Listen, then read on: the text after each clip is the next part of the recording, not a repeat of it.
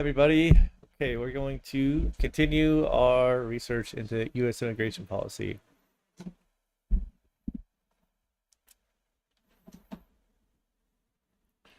Okay, sick. Twitch is working now. It wasn't working yesterday. I'm just clicking these streams.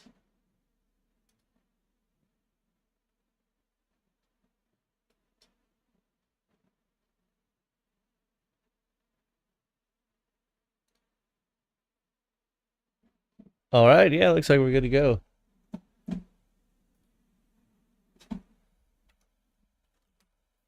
Okay, we got our notes taken in PowerPoint, so we're using these.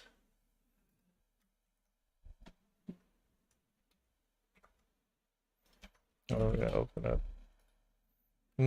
Actually, I'm gonna change my display settings too, so it's a little bit easier. I got 1440p on this monitor I'm sharing. Gonna increase the size. Looks good.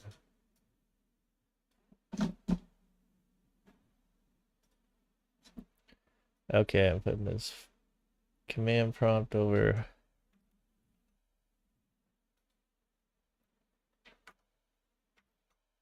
Windows Control T. There we go. Put this over my camera box.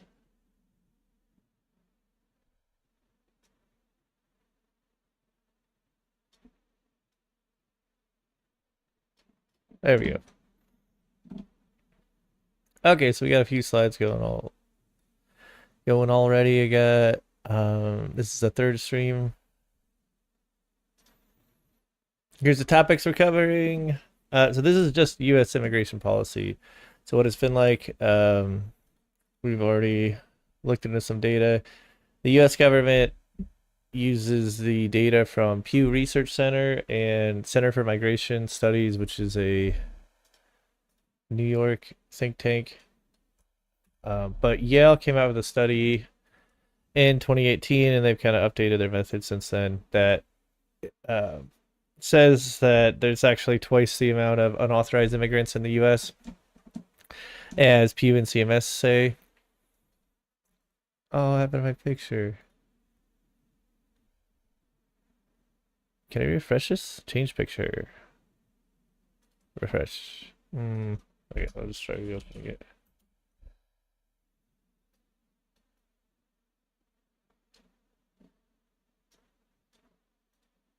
Oh, this is an old slideshow shit. It has pictures though.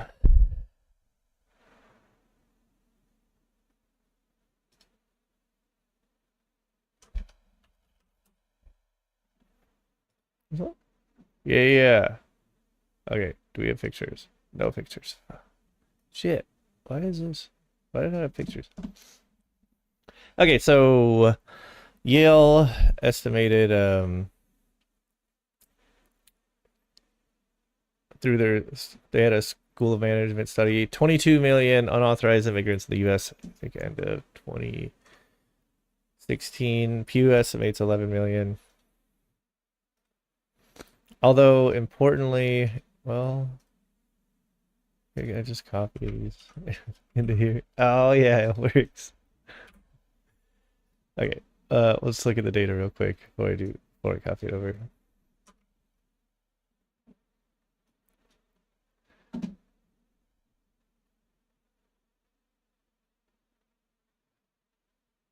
Here is Pew's estimation. So we can see a growth in migrants from 1990 to a peak in 2007, 2008, 12.2, and then it kind of went down and ticked back up. And this is for 2022.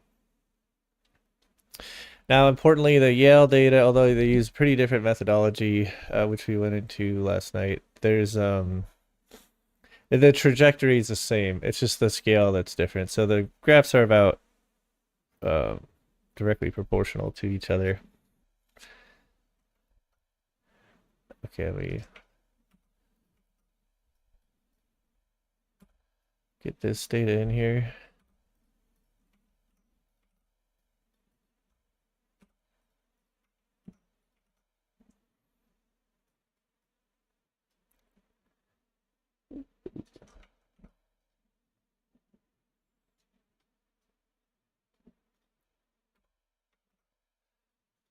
I think this is in here just in no particular order.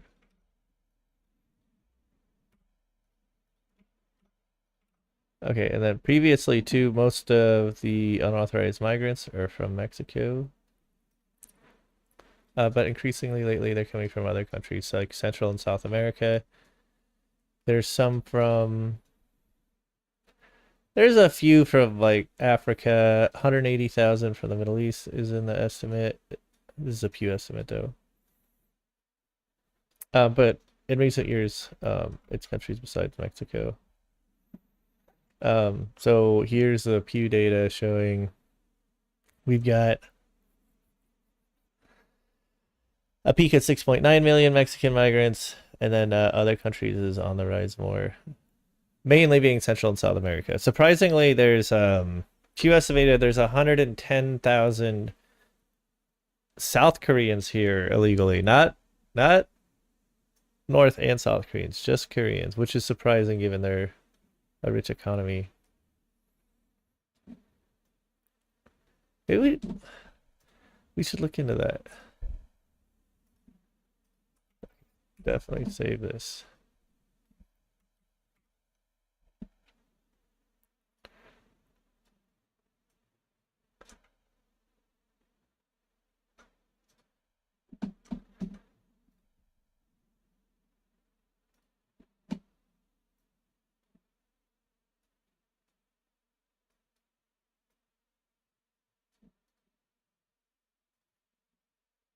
Here we've got some studies and some spreadsheets from the spreadsheets are from Pew.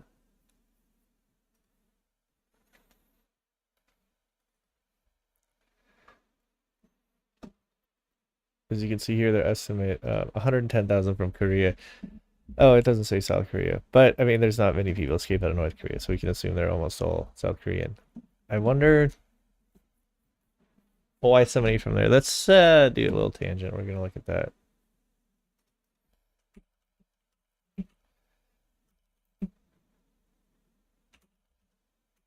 Why are there undocumented immigrants in the U.S. from Korea? Most unauthorized residents from Korea usually just overstay their visa period. Some are Korean elderly people who came to America to visit their children and didn't go back.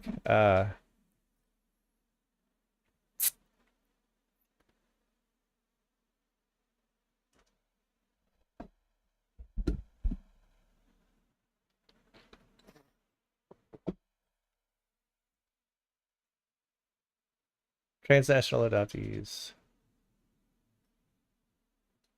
who were brought to the U.S. as children may face challenges in obtaining legal status and may become undocumented. Huh.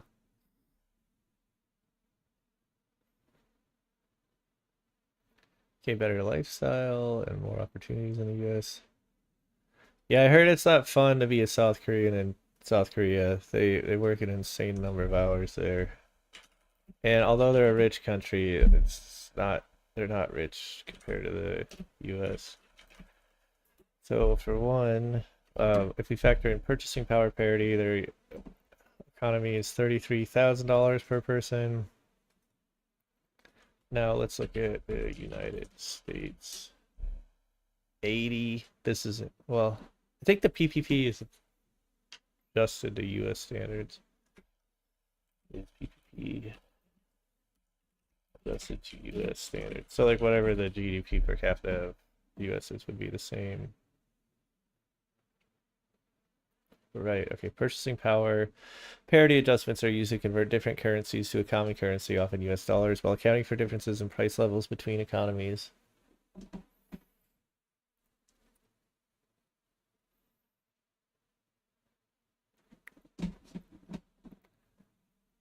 I'm just gonna message my friend real quick, see if he's gonna check my streams. See if they're doing good. I can Kind of checking, but not all the way.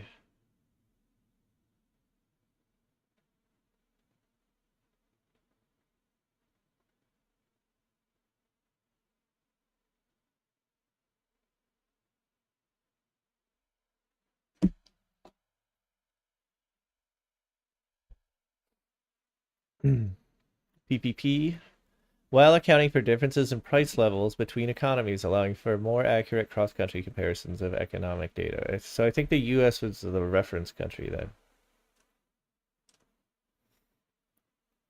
If a hamburger costs $4 in New York, oh, I wish, and £2 in London, the PPP exchange rate would be £1 to $2, even if the actual market exchange rate is different.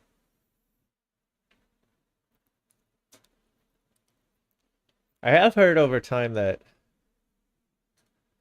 countries where things are cheap and their currency is weak, if they're economically stable over time, they do tend to increase their currencies, increase in value.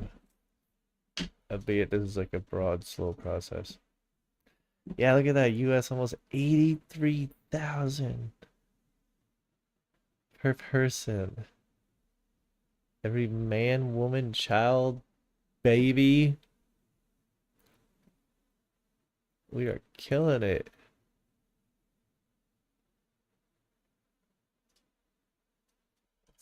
Debt to GDP, US. Okay, US debt to GDP was 123%. Of course, we have the exorbitant privilege of the world reserve currency.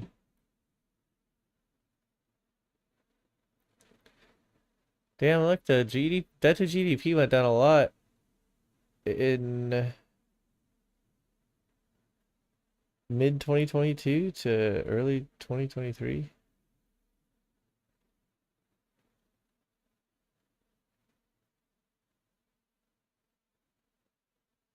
Why didn't Biden brag about this?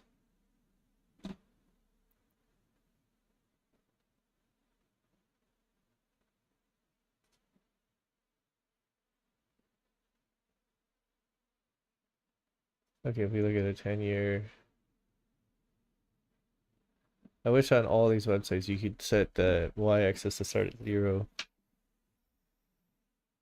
We had a huge surge in debt from the pandemic. It's actually pretty flat for a while. And then part of our GDP or part of our debt is owed to itself through the quantitative easing. The Fed bought the treasuries. And so that any interest that they make on that, they just pay immediately to the Treasury Department. Okay, so we owe over 7 trillion in debt, which is about 20% of the total US debt. The debt is called intragovernmental debt.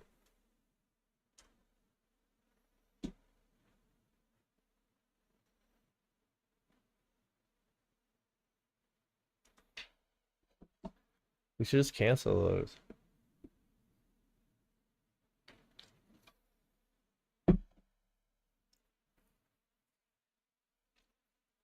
Although I guess we could sell them on the open market if we want to lower our bond rate.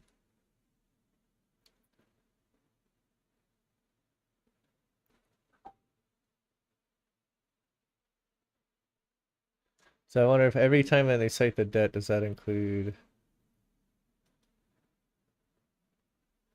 the money we owe ourselves that basically is canceled out? Yes, the $34 trillion number includes the 7 trillion we owe to the Treasury Department. Well, actually, I guess we owe it to the Federal Reserve. Okay, anywho.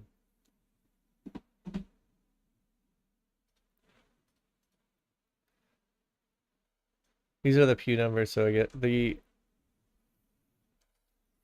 trajectory scale for estimates between Pew and Yale, but I wonder if that includes country of origin at the scale. So we could expect there's actually about twice as many Indians, let's say.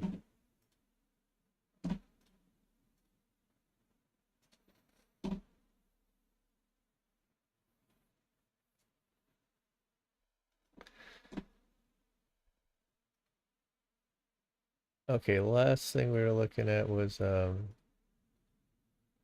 yesterday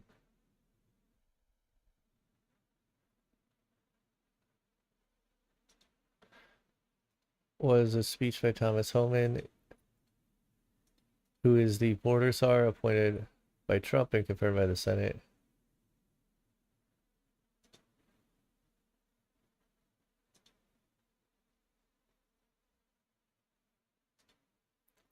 The families can be deported together. Guy, this guy.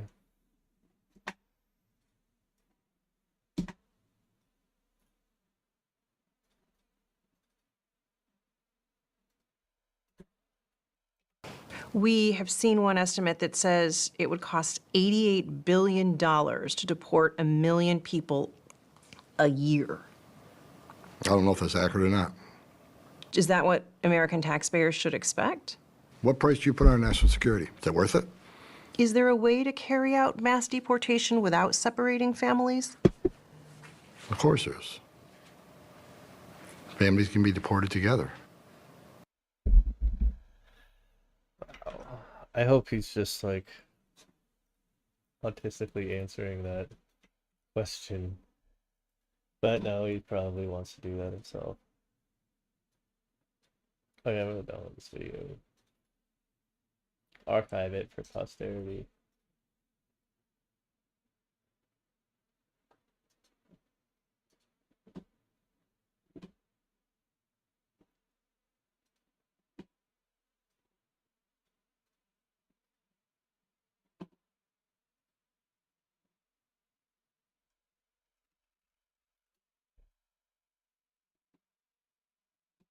Get my cookies.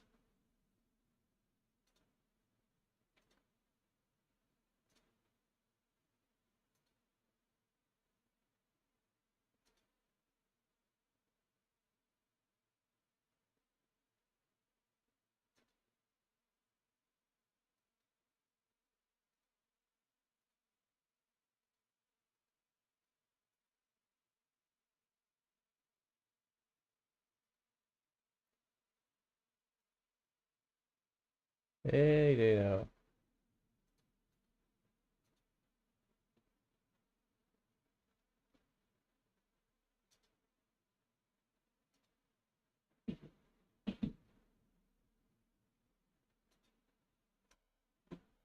And we gotta make a note. Archive this. Okay, so he gave a speech that we were watching where he says border crossings are down a lot, which is an effective Trump's rhetoric, which that could be true. He never explains why it's good outside of saying there's a lot of fentanyl deaths in the US, but we looked up almost all fentanyl that comes in the country. It does come through the Mexican border and not the Canadian one, and it's being transported by US citizens in trucks that come across the border. They hide the drugs in the trucks. Some of them get caught, some of them don't. But it's not unauthorized immigrants running across the border with a 55-gallon black trash bag full of fentanyl slung over their back, sneaking into the country. It's done on a more on a large scale. But who knows? Maybe this trade war will blow up in Mexico. We won't get anything from them, and we'll all be here subsistence farming, and then nothing gets across the border.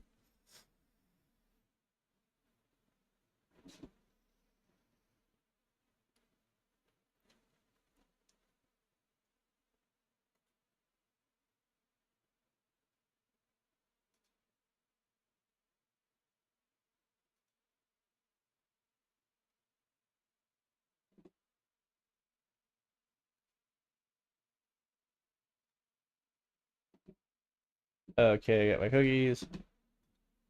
I'm downloading this video. I'm kind of new to this program.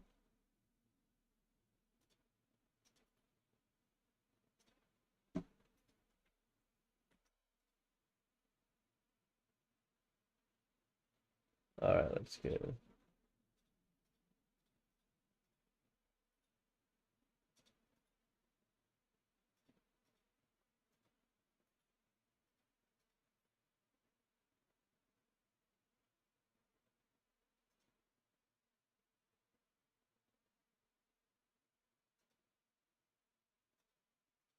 Okay, download. Force download start.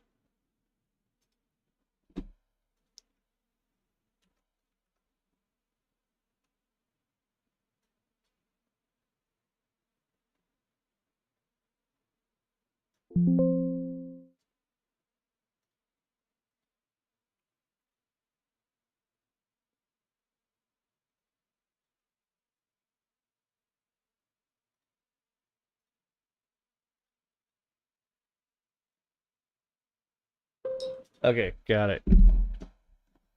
All right, next one will be faster. Okay, so let's write down what we learned yesterday. Um, fentanyl import. This is what we're reading from the Cato Institute. How does fentanyl get so let's check some other sources. They're a libertarian think tank. Okay, here's DEA.gov.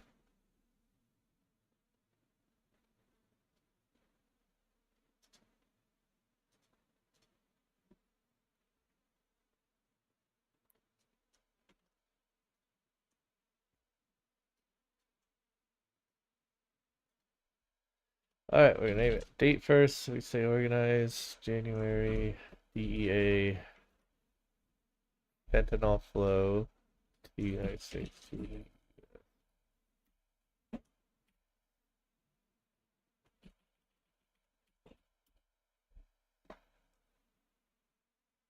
Uh, period. Yeah, we'll reuse a period and to abbreviate United States and for the start of the file extension.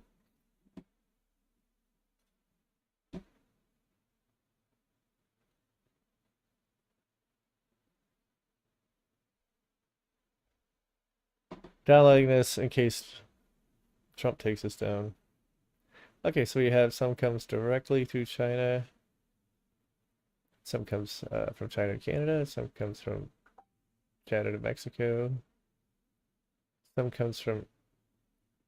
some starts in India, goes to China, comes back to India, and then goes to Mexico.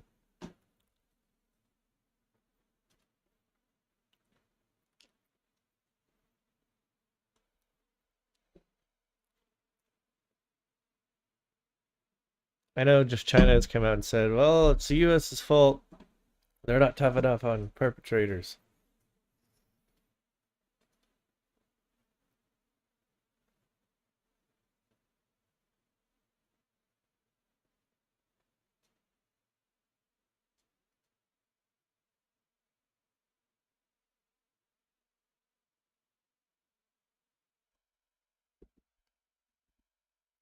Okay, we've got actual fentanyl. The red bubbles here are precursors.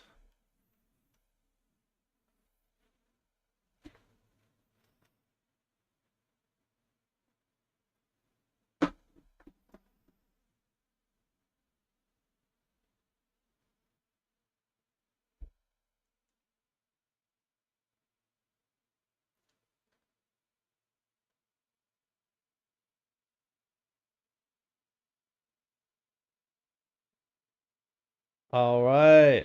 My bro says the stream's working. Thanks, bro.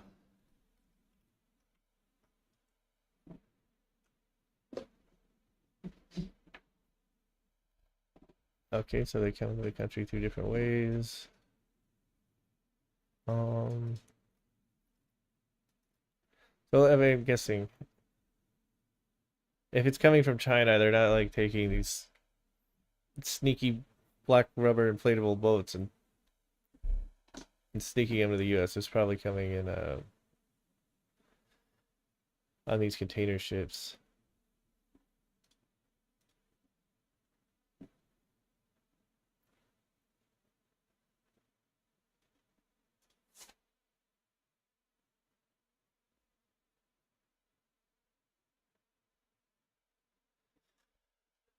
Okay, this is from the DEA. DEA.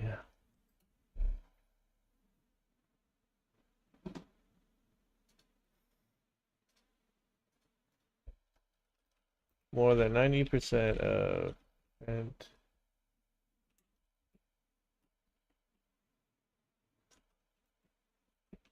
is stopped at ports of entry.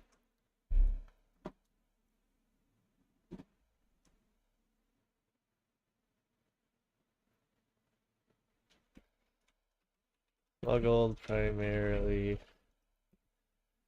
U.S. citizens. Let's lower the font size a little. Nope, never mind. Okay, but what percentage though? Okay, so it's stopped at the ports of entry. Could mean a lot's coming outside of the ports of entries. It's just never caught. I kind of doubt that. Could be though. CBP and HSI throughout the past 2 years have run operations that mobilize hundreds of personnel. CBP, something Border Patrol officers, special agents, import specialists, and intelligence analysts. Through surges and deployments at southwest border points of entry, airports, express consignment facilities, international mail facilities, container stations, and warehouses across the country.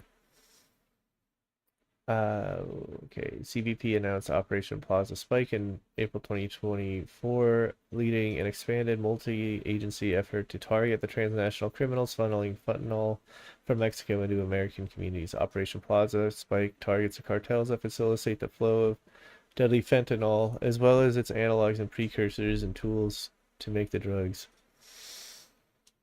It is designed to disrupt operations in the plazas, cartel territories located directly south of the United States that are natural logistical choke points within the cartel's operations.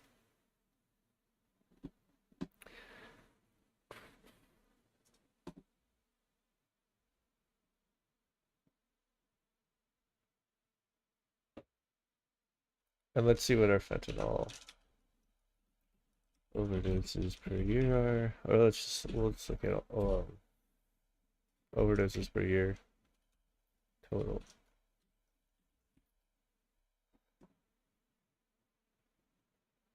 Okay, here's CDC.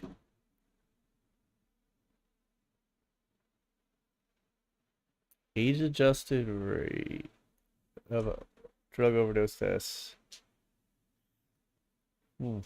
What's the age adjusted? Does that mean like people 16 and older or something? Okay, so overdose death rate increased from 8.9 deaths per 100,000 in 2003 to 32.6 per 100,000 in 2022. So it's almost a 4 times increase. However, the rate decreased to 31.3 in 2023.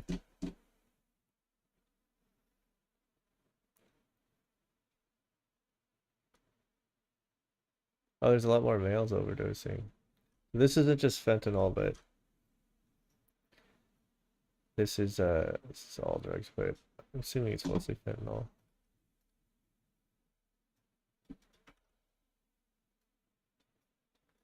Okay, we'll put a little text box here.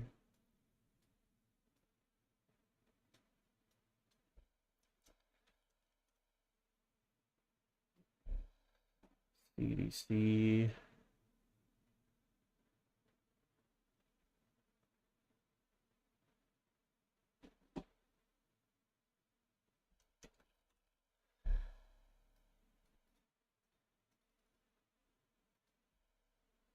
Okay, 16, size 16.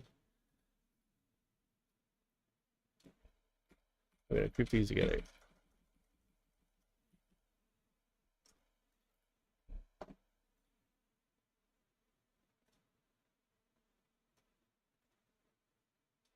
Let's see, does the font scale? No. No, that's fine. That's good, actually. We don't want the font to scale.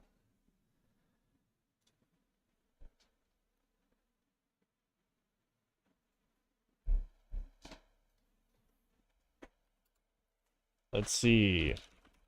Let's at least note down this these operations.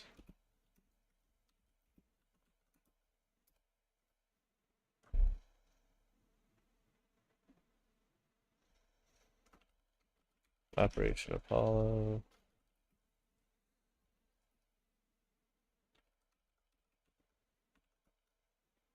Okay, I gotta pee. I'll be back.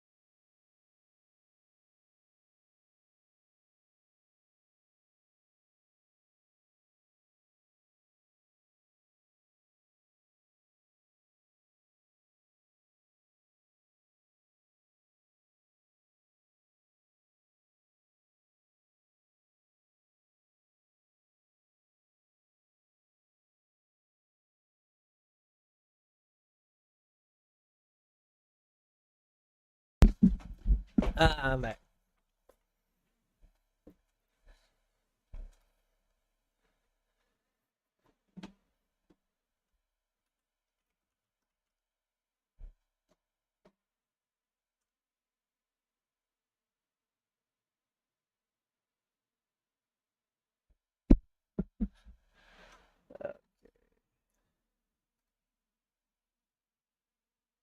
Housekeeping.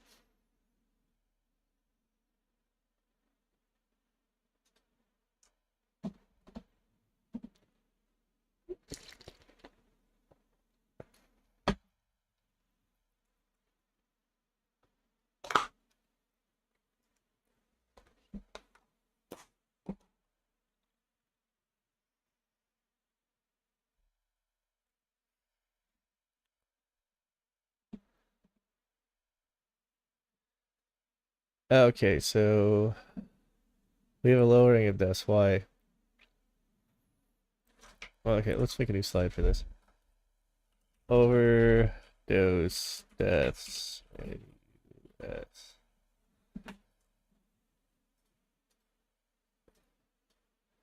Even though it's not related to immigration, but if we have to debate some conservatives, we should at least have some facts and figures about what they'll try to side rail us into.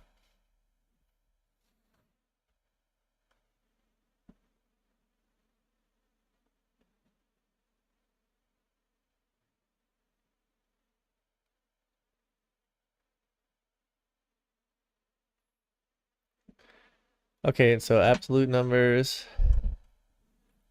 2023 part of 5,007.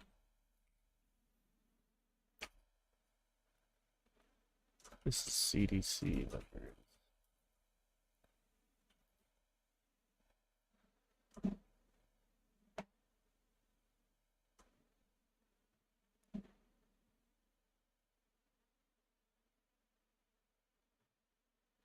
I've seen a lot of people talk in absolute numbers. Obviously, you should use the rate per 100,000, but well, hopefully it's low enough you're using per 100,000, not per thousand. But but people just kind of like raw numbers. So let's look at that.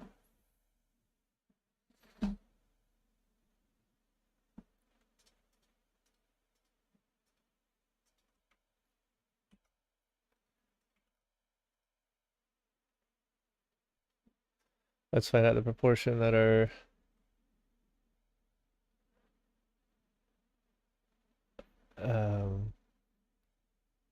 that are fentanyl overdoses versus other things. Okay. 15 to 24.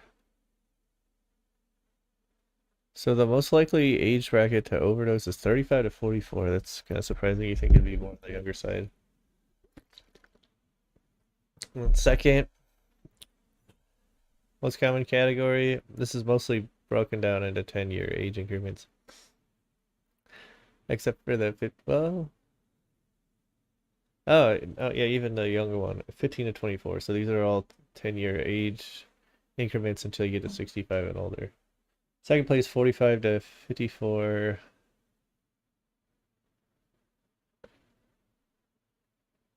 And then for 2023, it was 55 to 64 and 25 to 34. Is it broken down by age?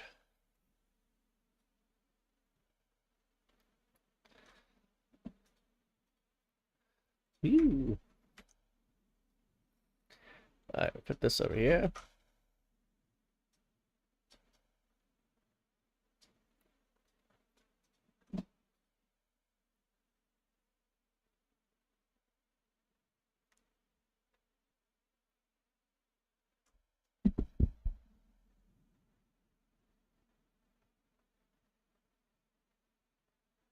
Okay, broken down by race. The lowest, significantly fewer Asians.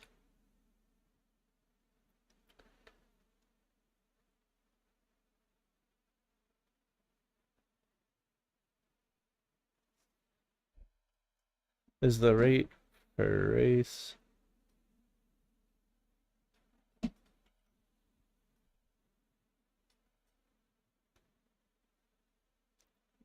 Okay, I'm gonna archive this page.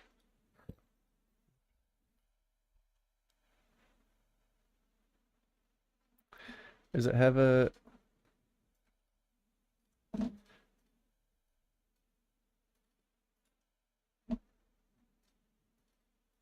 okay, well, I'll hyperlink this one. Does this have a PDF version? It does. All right, we're downloading that.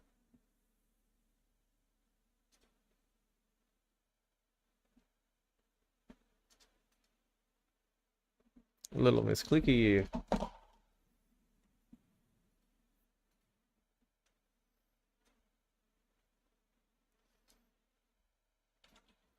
2024, December.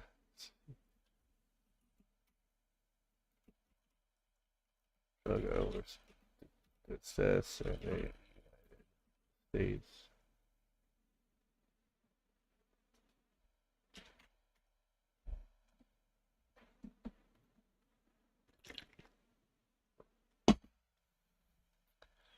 (2003) to 2023,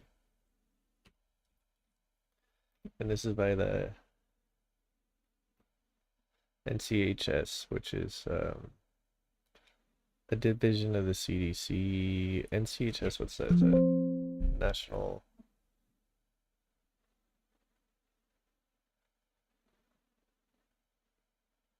Ooh, I don't know.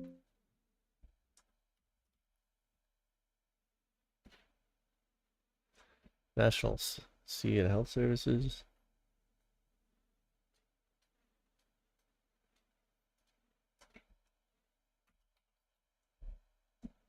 National Center for Health Statistics.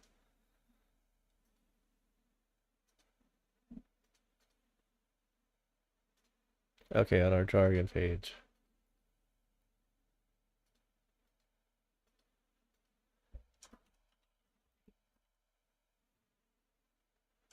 National Center for Health Statistics. NCHS. Let's look at the wiki. Just gotta know where we're getting our info from. U.S. government agency that provides statistical information to guide actions and policies to improve the public health of the American people. It is a unit of the CDC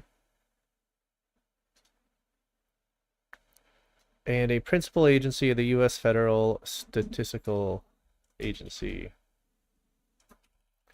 Unit of and principal agency of the U.S. Federal Statistical System.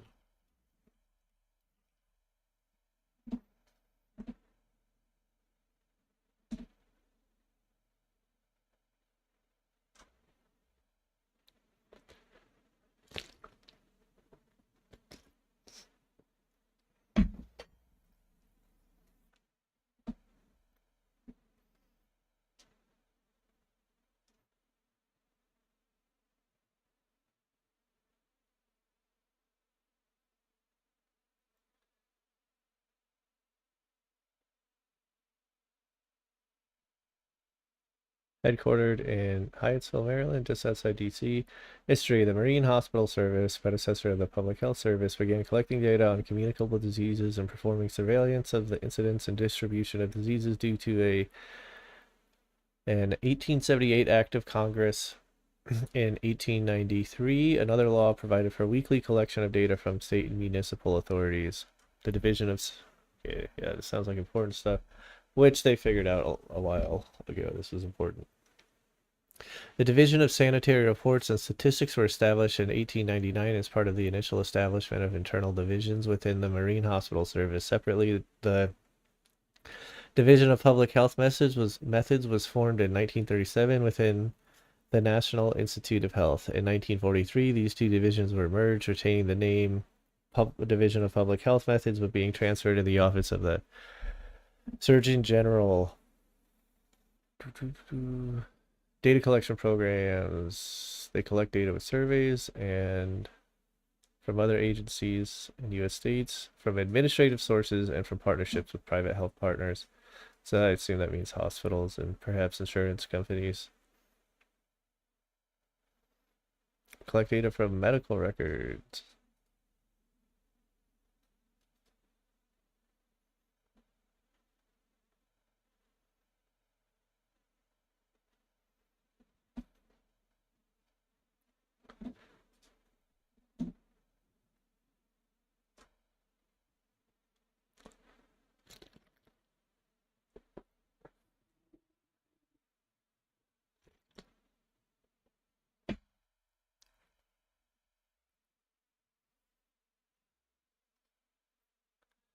Okay, back to overdose deaths. Yay.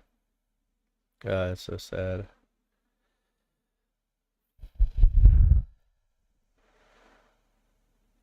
Okay, here we have a breakdown by drug.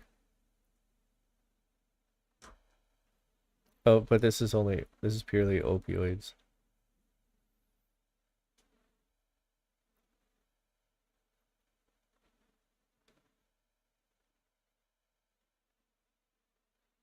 Okay, so psychostimulants with abuse potential, but not. But cocaine's different. Yeah, it must be because it's higher than this level. So this is probably mostly crystal meth.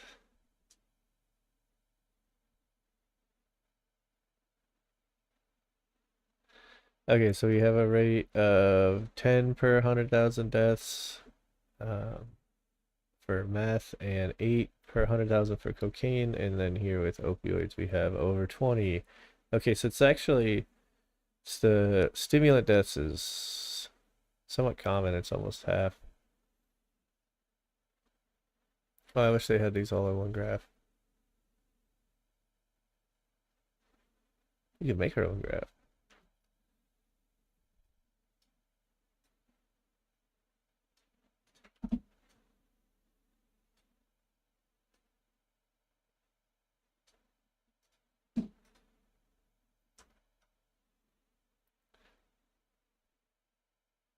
Yeah, we just see this huge spike, but then a downward trend. See, we have the acceleration lessening, but still an increase in deaths from stimulants in the 2020 to now.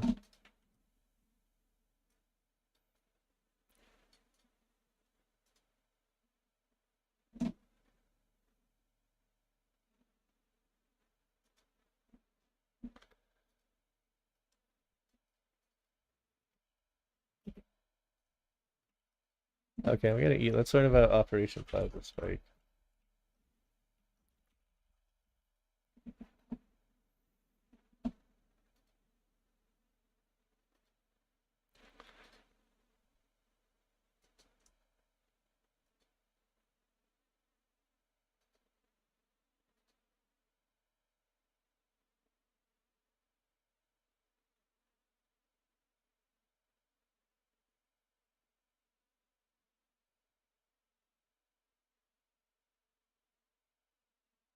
Descendant of Confederates who fled to Brazil still speaks English from 1865. Huh.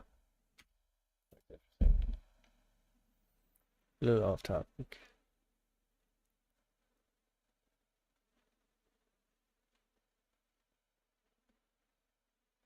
So CBP, something Border Patrol.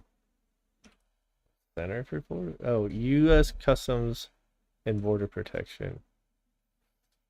Last year.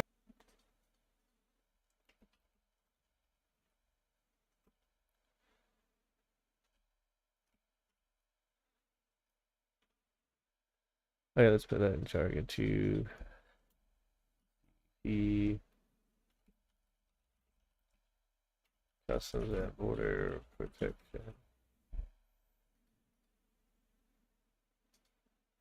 Here, CBP seized more than 27,000 pounds of fentanyl, nearly double the year before. Last year, CBP seized more than 27,000 pounds of fentanyl, nearly double the year before, representing over 1 billion pills.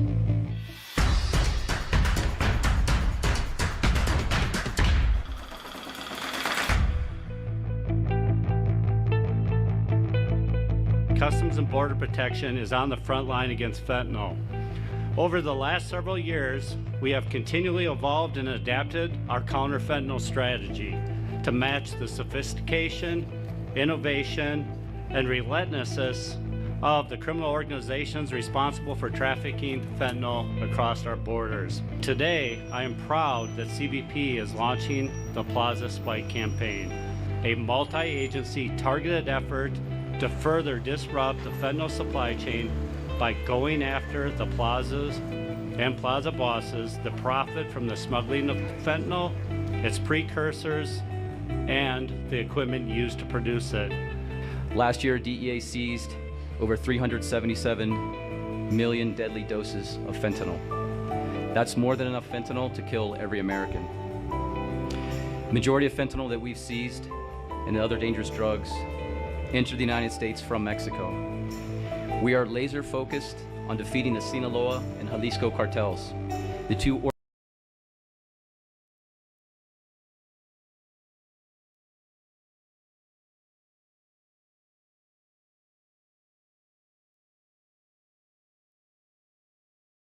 organizations causing the worst drug crisis in our nation's history.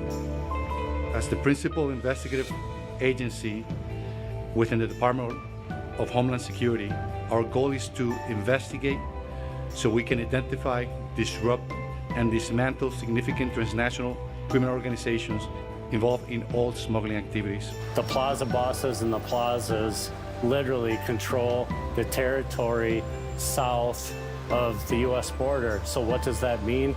They're charging a toll for all narcotics, all humans that are be smuggling in between the ports of entry, all narcotics being smuggled at the ports of entry, the weapons going out of country causing violence in Mexico, the illicit proceeds being garnered, and even the trade-based money laundering and the logistics. So the plaza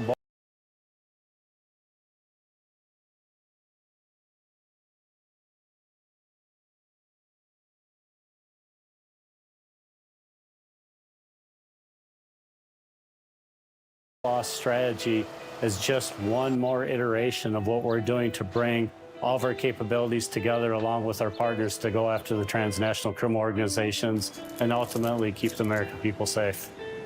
We know who you are, and we are bringing the full force of the federal government to shut you down and deliver justice.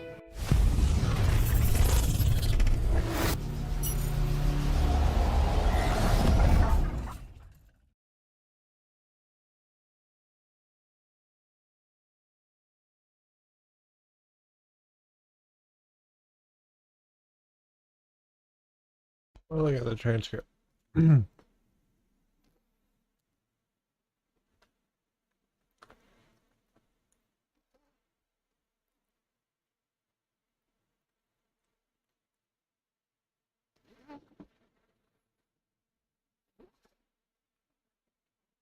Where's the transcript?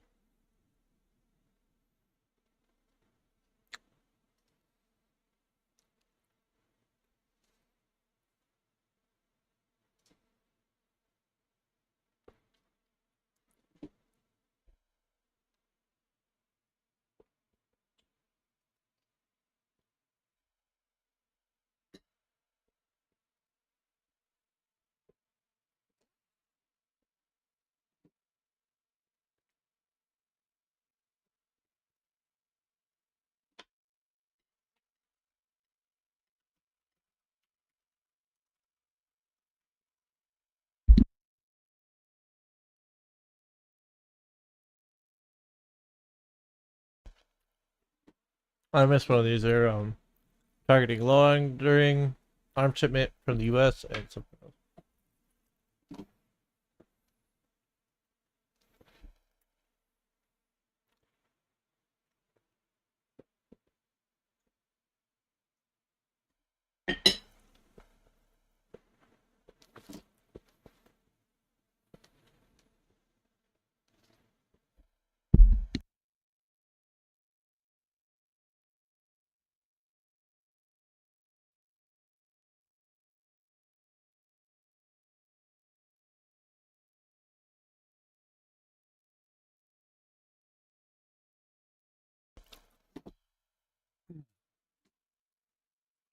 Oh, okay. So Plaza.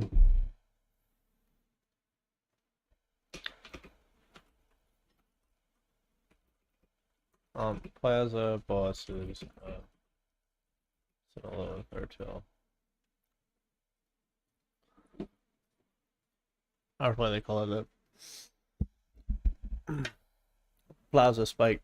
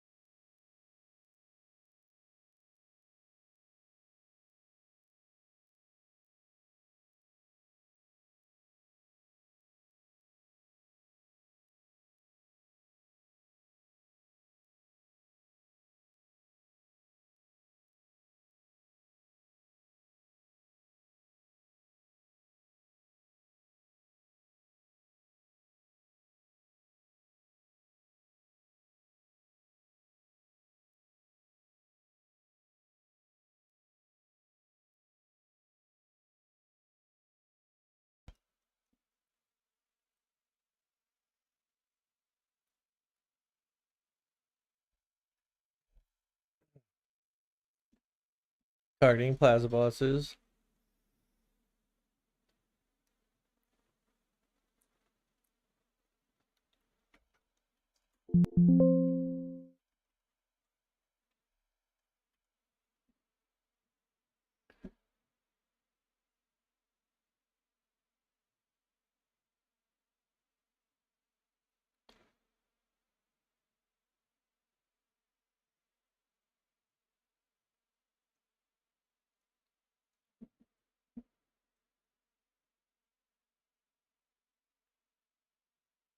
Okay, so the plaza bosses are charging a toll for all narcotics and humans that come to the U.S.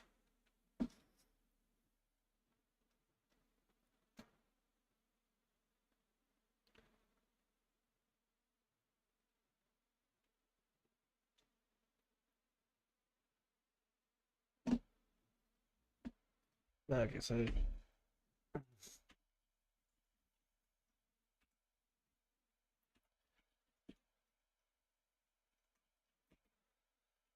they're targeting the plaza bosses, laundering, and arms shipments from U.S.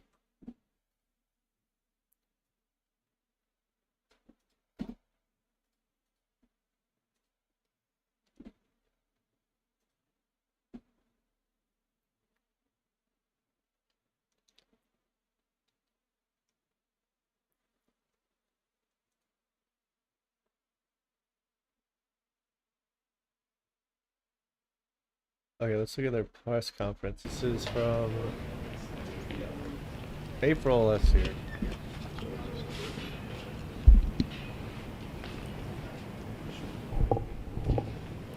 Good morning. Thank you for being here. I would also like to thank our partners standing with me here today. From the Drug Enforcement Administration, James Nunnally, Deputy Director of Operations. Thank you, James. From Homeland Security Investigations, Ricardo Mayoral, Assistant Director for Counter-Transnational Organized Crime Division. Thank you for being here. We are also joined by our local CBP leadership from the Office of Field Operations, Border Patrol, and Air Marine Operations. I would like to thank you for your leadership. As the nation's border security agency, Customs and Border Protection is on the front line against fentanyl. Over the last several years, we have continually evolved and adapted our counter-fentanyl strategy to match the sophistication, innovation, and relentlessness of the criminal organizations responsible for trafficking fentanyl across our borders. From agents working with our state and local partners, to surging officers and resources to our southwest border ports of entry, to increasing our detection capabilities at our international mail facilities, to conducting operations targeting fentanyl supply chains at airport cargo facilities and along the border. We are constantly enhancing how and where we combat this issue. Our ability to adapt and respond is having an impact on this fight. We are disrupting the fentanyl supply chains. We are stopping the precursors and production equipment coming into and transiting the U.S., and we are doubling down on our efforts to find and seize fentanyl at and between our ports of entry. Last year, CBP seized more than 27,000 pounds, nearly double the year before, of fentanyl. Okay, we knew that. Representing over 1 billion pills. The cartels are consistently evolving. Change is constant in their business model. Wait, let's see. How much? I want to look up like how much you could would kill you. The thing I know it's with weed and fentanyl, well, opioids, your tolerance can go way up over time. It's unlike alcohol. So even if you're drinking constantly, I've heard you'll only get about 3 or 4 times the tolerance. Someone like who just never drank before or has rarely drank.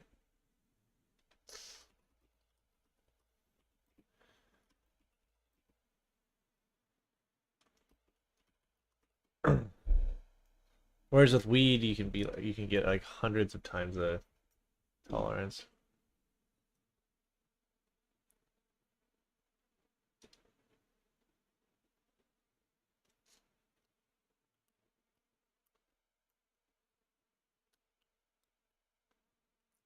100 times the potency of morphine. Excited for this. Fentanyl facts. 100 times the potency of morphine.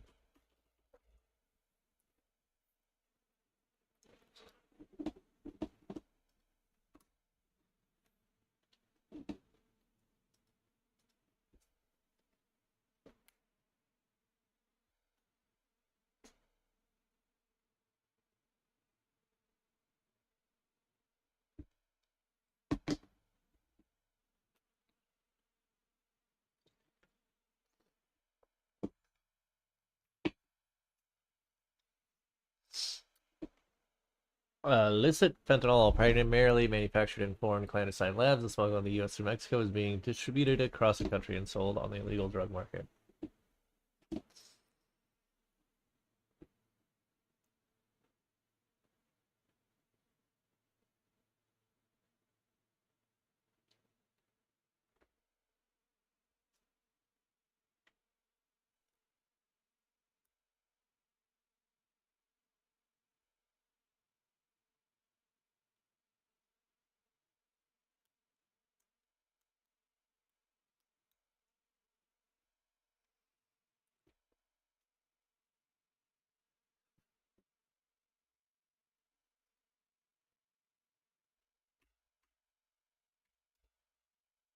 Lethality as little as 2 milligrams, depending on body size. So this might be somebody that's small, never done an opioid.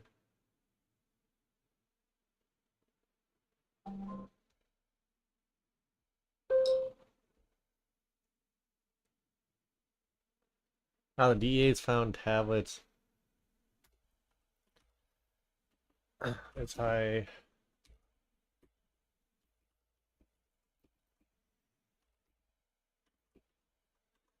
as 5.1 milligrams.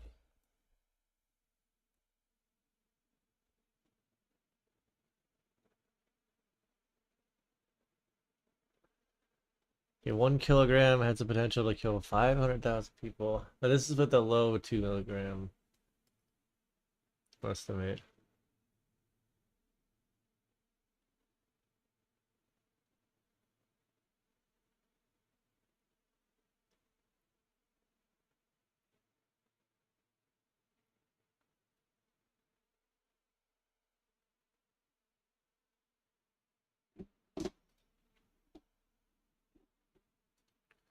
Okay, here's some more facts. So the DEA.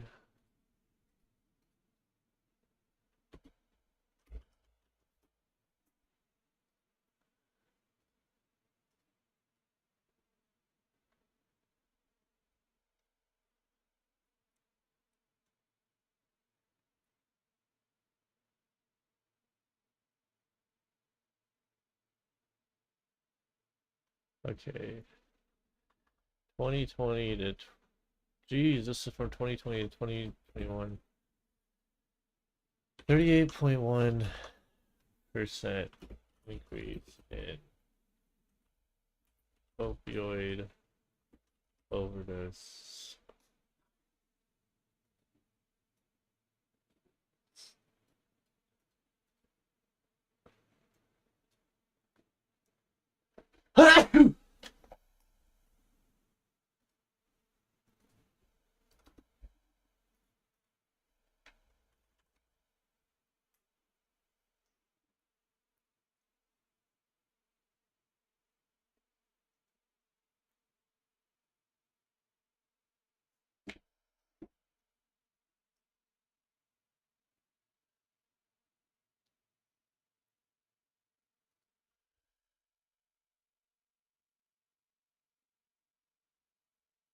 Let's see, okay.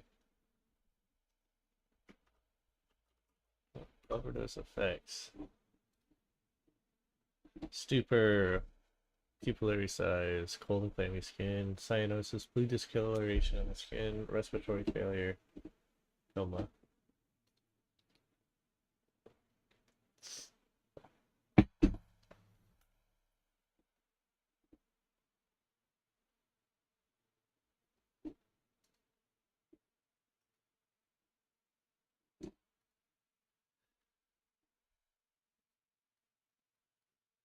So just to be clear, we had a huge rise in opioid deaths under Trump. It was high under Biden too. There was a trend reversal.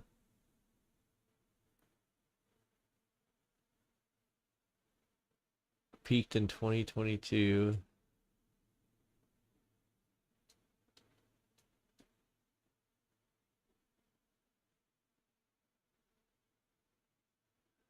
Yeah, huge rise in stimulant deaths. Let's see. What mental illnesses increase risk for opioid abuse?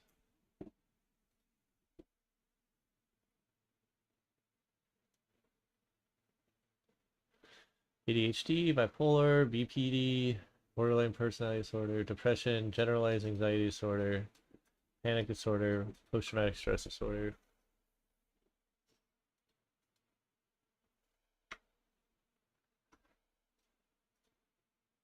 We'll put this in this. Okay. Would you call this a comorbidity?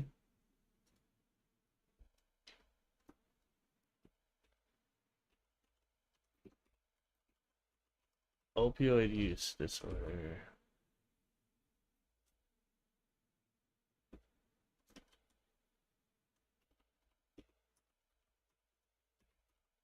I know because they're saying COVID, if you have comorbidities like diabetes or obesity, you're more likely to die. Comorbidity, the simultaneous presence of two or more diseases or medical conditions in a patient. Okay, so we would consider mental illness a medical condition.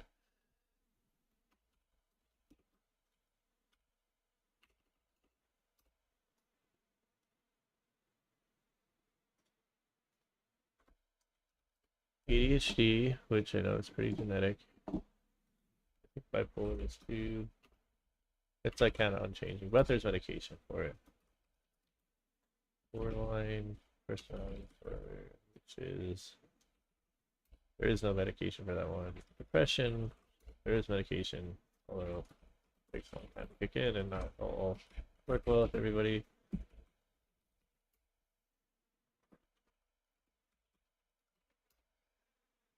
PTSD.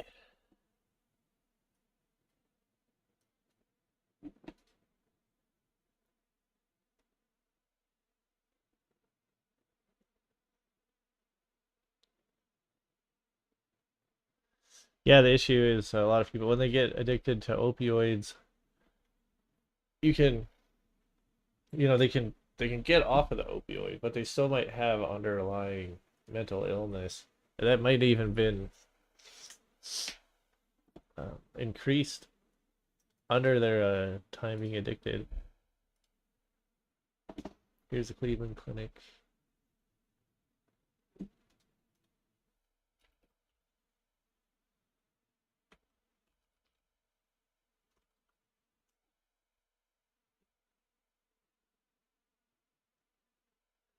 Can we see? I know, like we could look at rates of, let's see, ADHD in the U.S. It's a complicated picture. Why it's increasing, there's a combination of better diagnosis,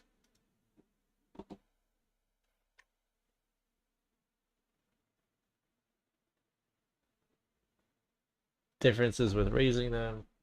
Okay, we can see a gradual rise in ADHD from 6%. U.S. children ages 4 to 17. Better diagnosis, more access to diagnosis, doctors understanding it better. You could even have, like I know for probably the same for ADHD, just like autism, but as people have kids later in life, that increases risk of autism. There might be chemicals in our environment. Like I said, it's a complicated issue. Oh, Hispanics have ADHD at half the rate of white and black people?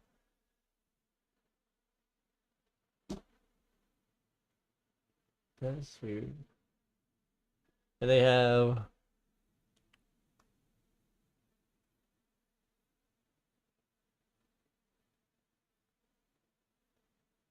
might be less access to healthcare or something like that, or something different about their parenting or their communities. Now, if I had to guess, I'm just off the cuff. Okay, 14 boys diagnosed at 14%, girls at 6.3%.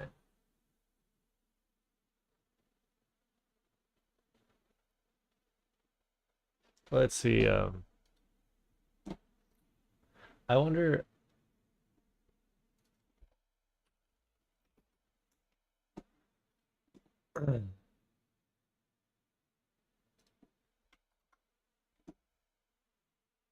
I wonder, like, how much of these mental illnesses like increase the risk of opioid abuse.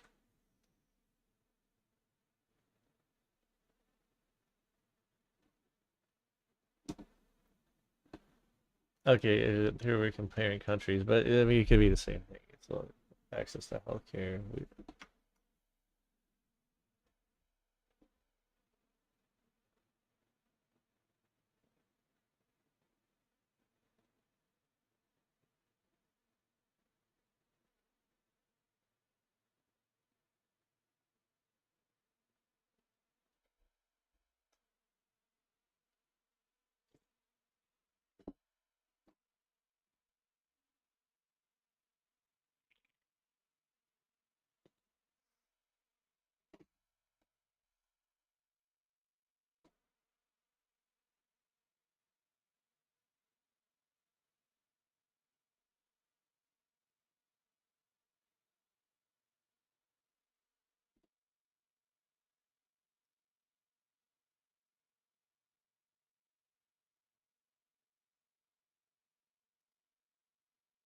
Okay, what's the prevalence rate of are rates of bipolar going up or down, or staying the same?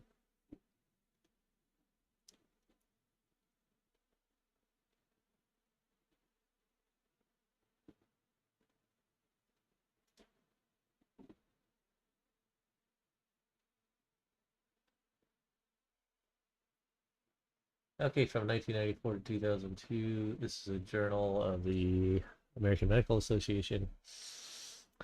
Bipolar rates went up like 40, geez, 40 times.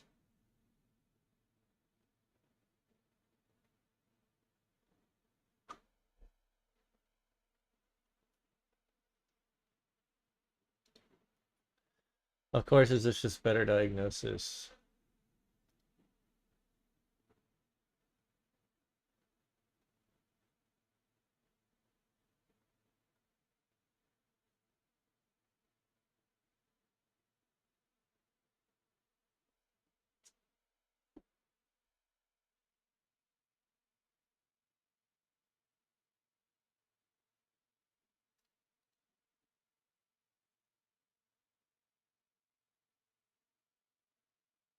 Oh wow, here's a rate of depression around the country.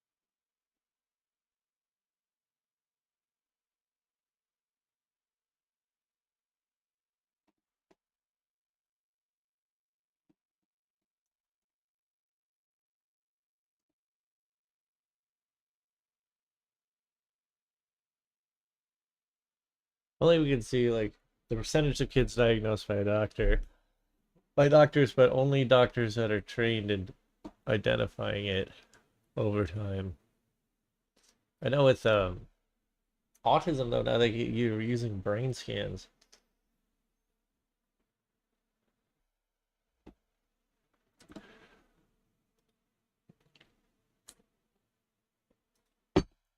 Let's ask ChatGPT.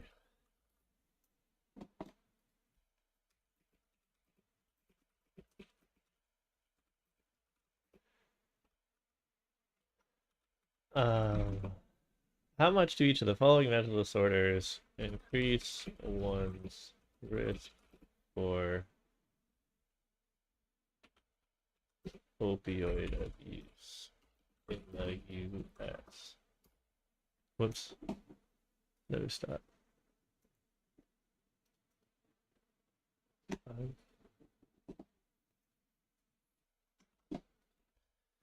How much do the following mental disorders increase? How much do each of the following mental disorders increase one's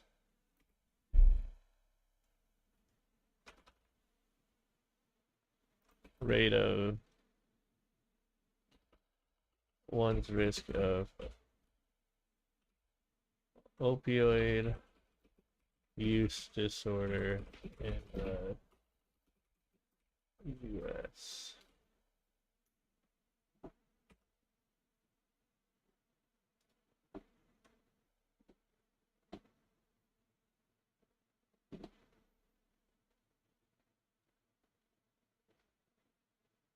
Okay, it's not giving us a percentage, but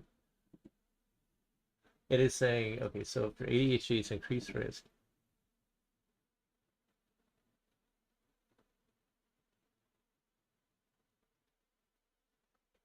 Okay, so for ADHD, it's due to impulsivity, difficulties in self-regulation, and the increased likelihood of self-medicating with substances, including opioids. ADHD is often comorbid with other mental health issues, which may further amplify the risk. Studies suggest that adults with ADHD are significantly more likely to develop opioid misuse or addiction compared to the general population. Okay, so this one's significant.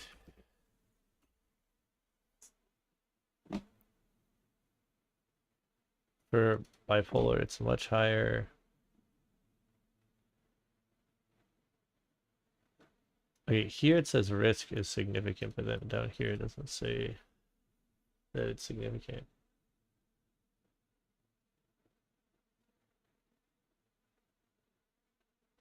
Depression is one of the most common co-occurring disorders with opioid use disorder, generalized anxiety disorder, moderately.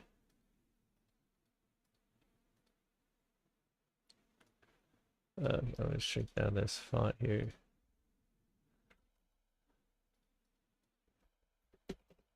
Moderate risk.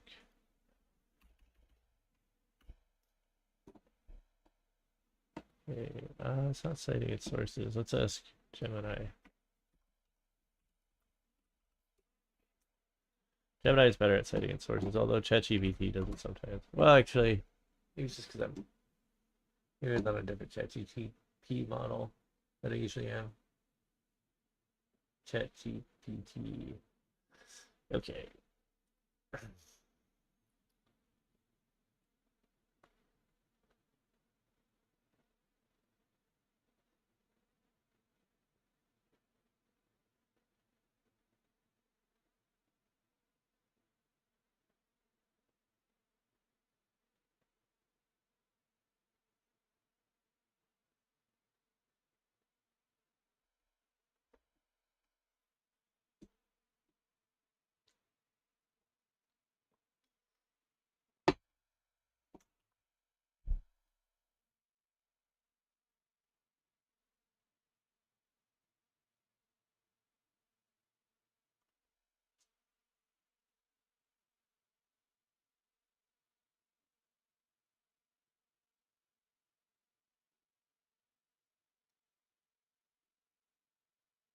Let's just ask the sources. What are your sources?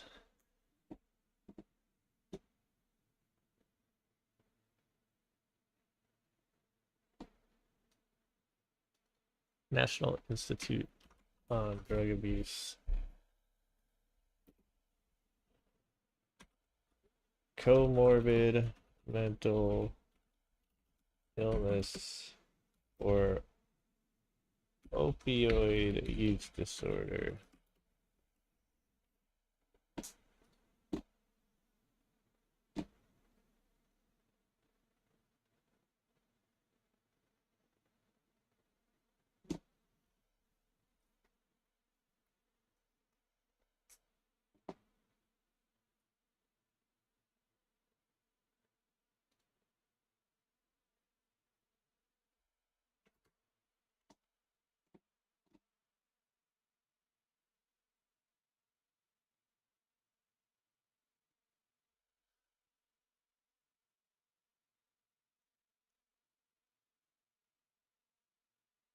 Here we go, PDF. Common comorbidities with substance use disorders.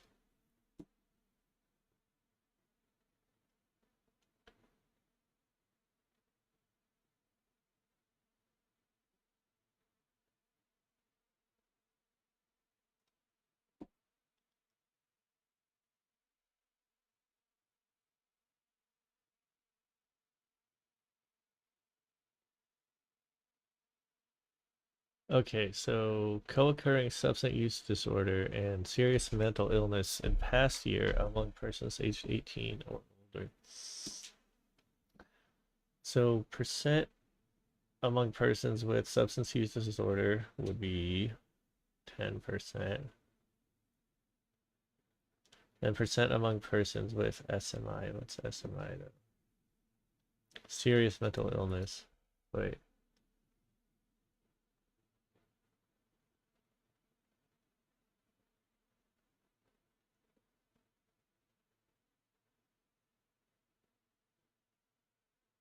So 25% of people with serious mental illness have a substance use disorder. About 10%. This is not clear. But 10% of those with substance use disorder have serious mental illness. That doesn't make sense.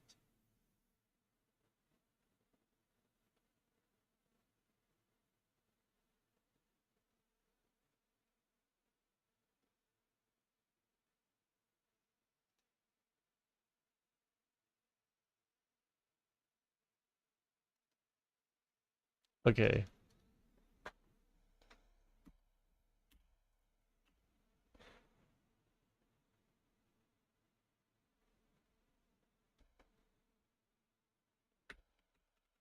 National Institute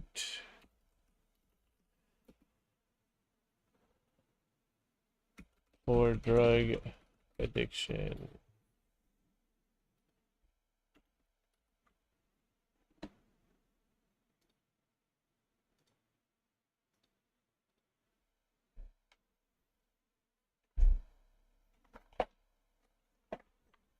Mm.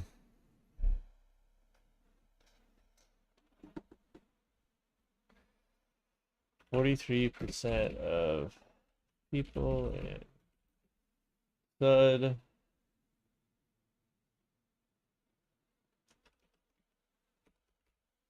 substance use disorder treatment for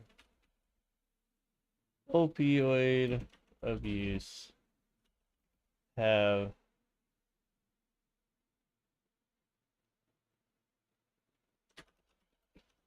mental health disorder, primarily anxiety or depression.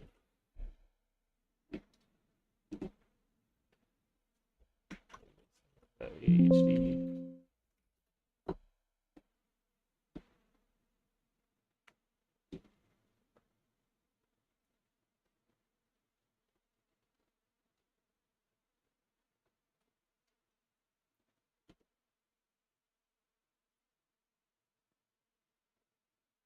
Okay, untreated ADHD leads to drug problems.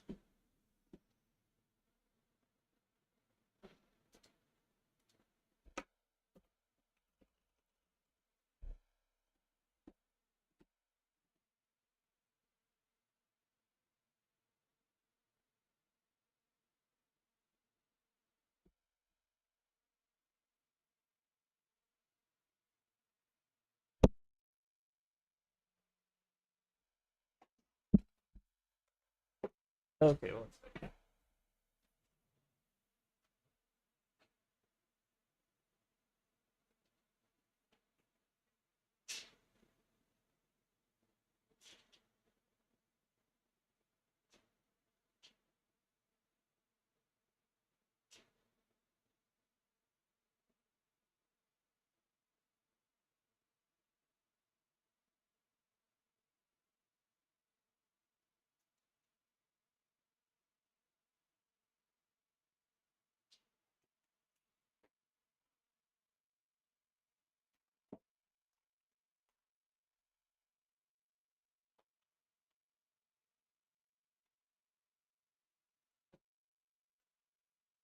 Okay, I'm gonna be.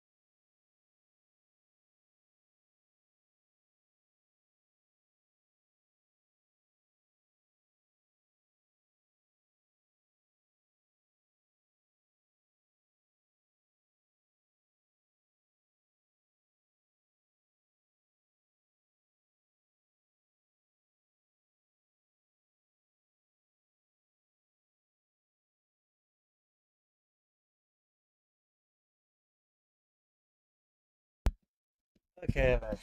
This is the status squats.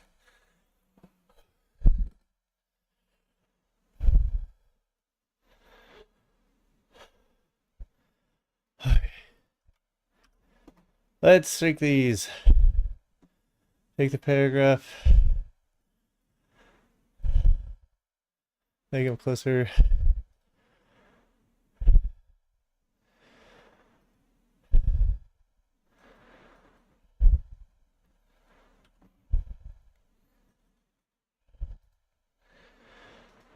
There we go.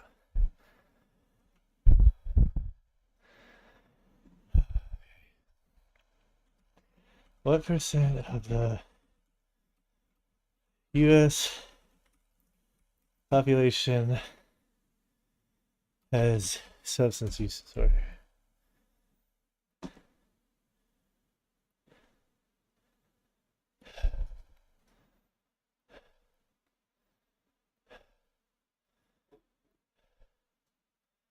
Okay.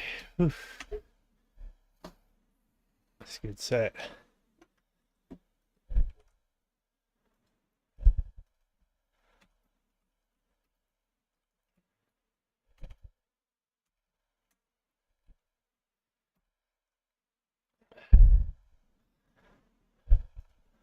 Thanks. It's 16.7%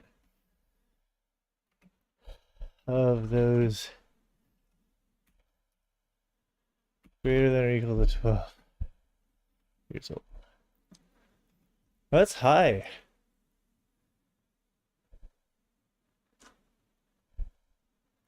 This is alcohol.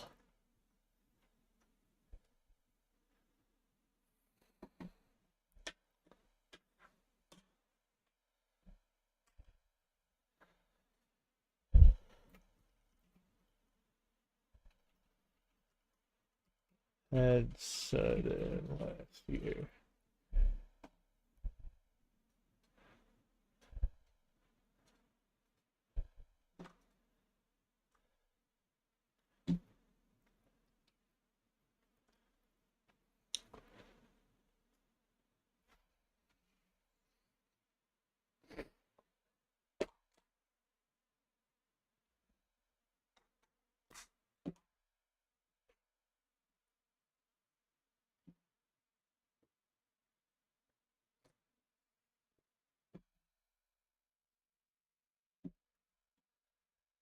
Okay, yeah. 7.9% suffered from both a mental health disorder and a substance use disorder. 7.9 over 16.7. Should be close to that 43 figure. 43%, 47%.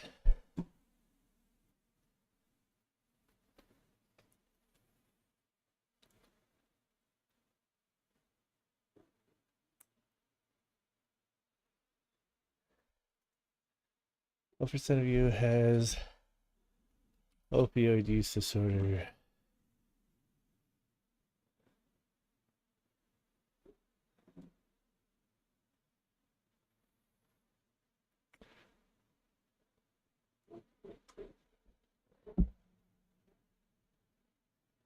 Only 25% of people with opioid use disorder received medication for it in 2022.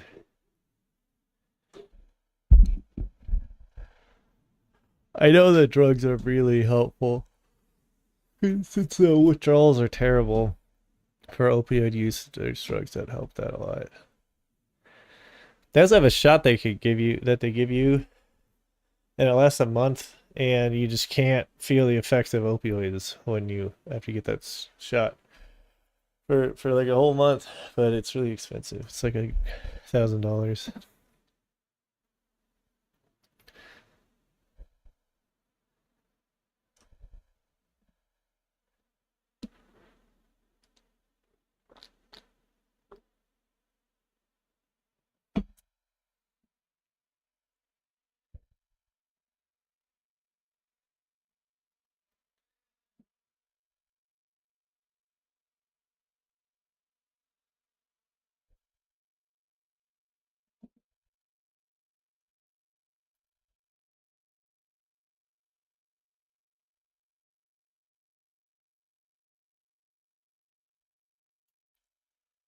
Okay, so 2022, this is CDC again, 3% have opiate use disorder.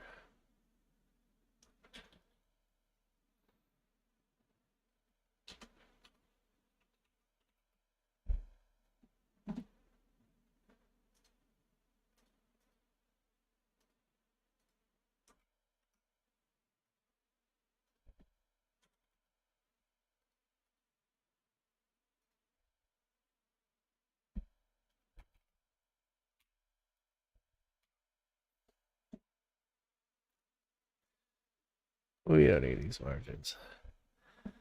We don't need no stinking margins.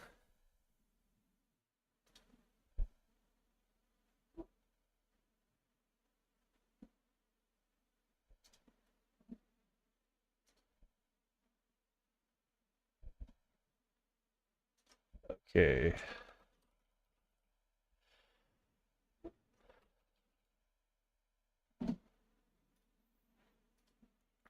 Okay, so for immigration, unauthorized immigrants don't bring opioids in the country. That's done by U.S. citizens through shipping companies like trucking and boating. But we still do want to get a picture of the fentanyl situation in the U.S.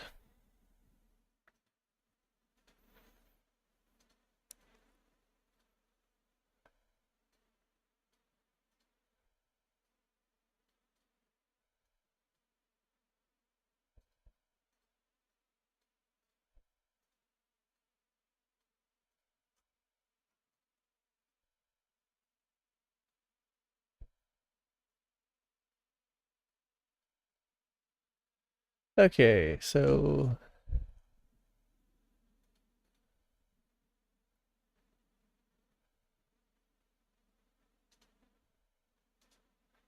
let's get back to the methodology.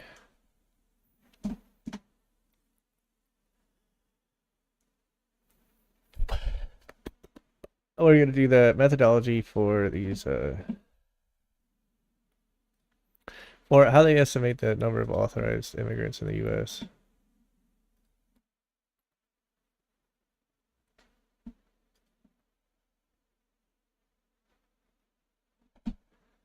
Let's see. Before we do that, though, let's check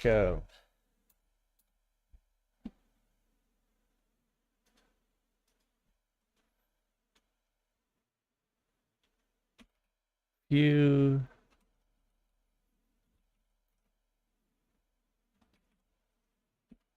unauthorized immigrant method.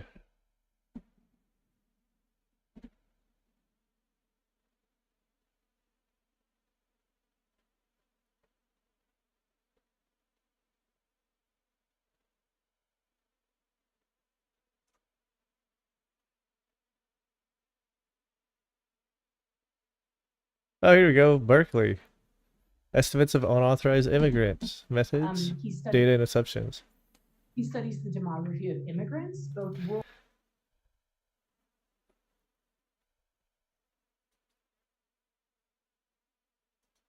Okay, let's look at this.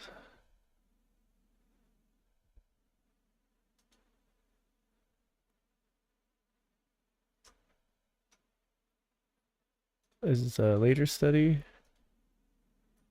All right, so we'll put it here. Oh, wait, no, we know Windows Control T. Hello, Windows. Oh, Windows Shift T text extractor.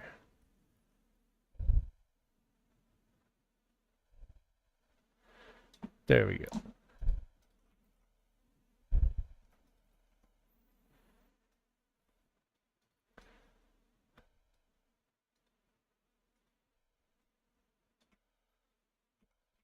Okay, there we go. Open up code. Better formatting.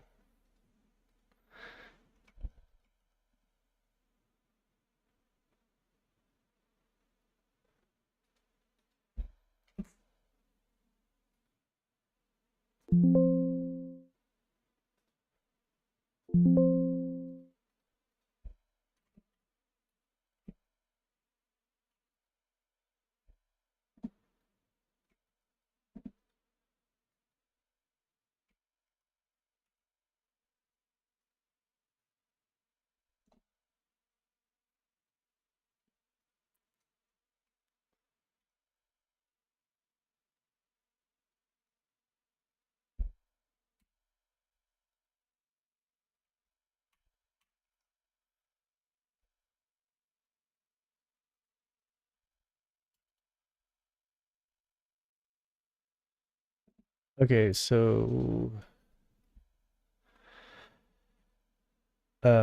June 3rd. Well, this is the workshop date. Let's see if we can find this document.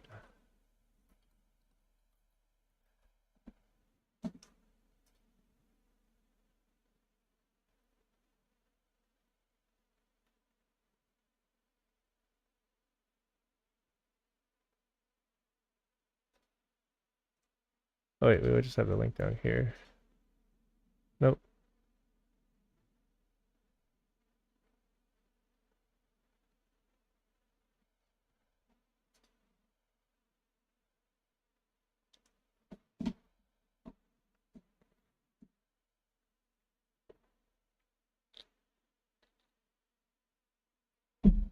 Oh yeah, the slides. Okay, so this isn't a paper, this is a presentation.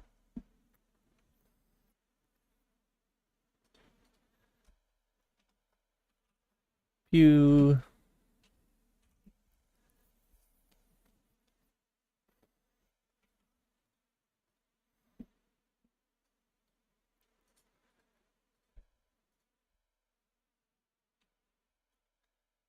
Twenty 2024 0606.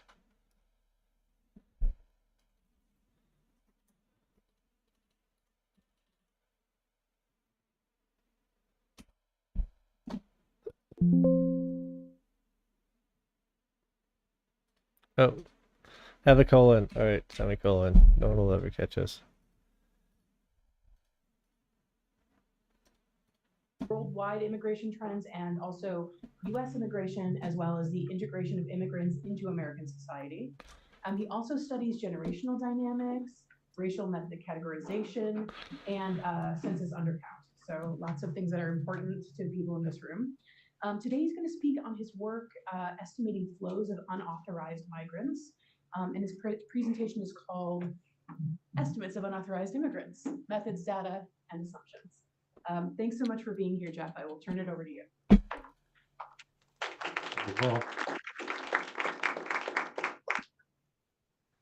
Thank you very much. I was hoping to be there in person, but alas, was unable to make it. The first business is about my organization. They make me put it in, so it's there. And this is one of our most recent publications. My talk today is going to be, I think, a little different from the last one.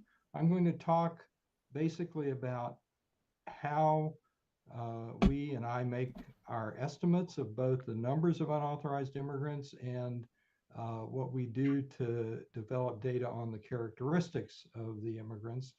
And I'm going to talk a lot about fairly detailed methods in the hopes that if you decide you want to do some research on this, it may help you out. And some simplifications you might make in order to not have to go through all of the This is a title. We rigmarole capitalize here. that we do. So first I'm going to talk about how we estimate the number of unauthorized immigrants, the so-called residual method. There's some details in the handout, and I'll be glad to provide more if people want, but this is kind of a broad 30,000 foot view of what we do. I have to figure out how to move this stuff now. There you go. I'm going to talk next about who is unauthorized and who is authorized, who is a lawful immigrant. This is important. These days, there's a growing number of people that are part of our unauthorized immigrant population estimates that are actually known to the government and are in contact with the government. Some of these acronyms may be familiar: DACA, TPS, people in asylum backlogs. These numbers have grown substantially in recent years, and some of the data I'm going to talk about for the future shows they're growing even more. And then what we do is, after we make our estimates, we go into the microdata. This is mainly the American Community Survey. We try to identify the legal status of the specific individuals in the microdata as citizens, legal temporary migrants, refugees, people who we're fairly certain are legal immigrants, and then who are the potential unauthorized in there, and how we choose which ones we tag as unauthorized. And then finally, how this could be approximated, perhaps, by you or other users. But first, just a little background. The unauthorized immigrant in the population in the U.S. Grew rapidly, about 500,000 a year from 1990 to 2007. It went up to a little over 12 million. And was a major policy concern. About half of them were in the first, just by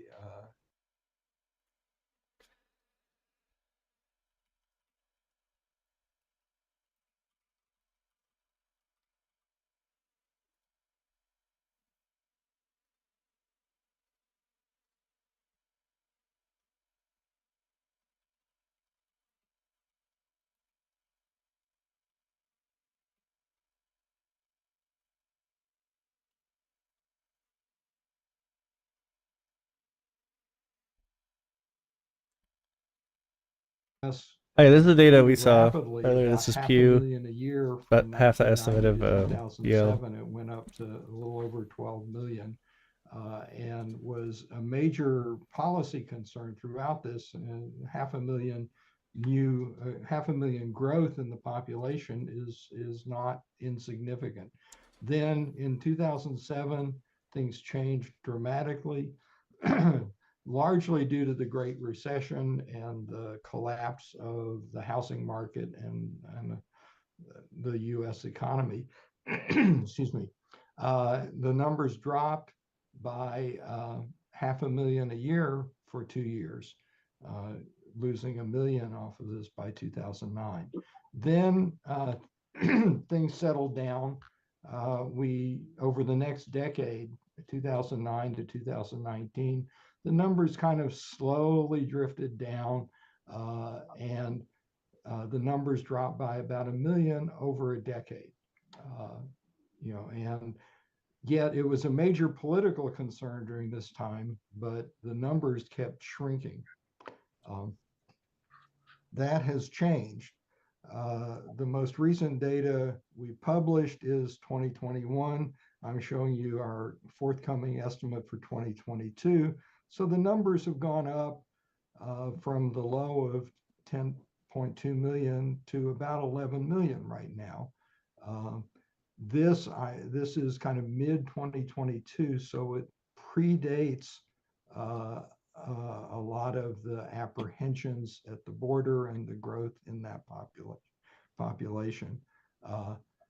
We have some other indications, and I'll talk about it some, that suggest the numbers are going up rapidly, and the next estimates from when we get the next data are probably going to be a good deal higher.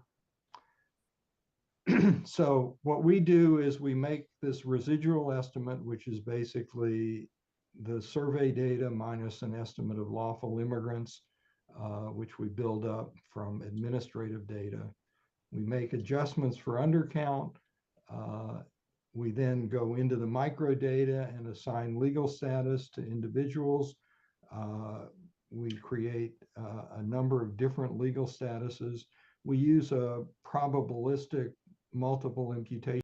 Oh, I gotta fix the slide. It's a master slide. I think is it view?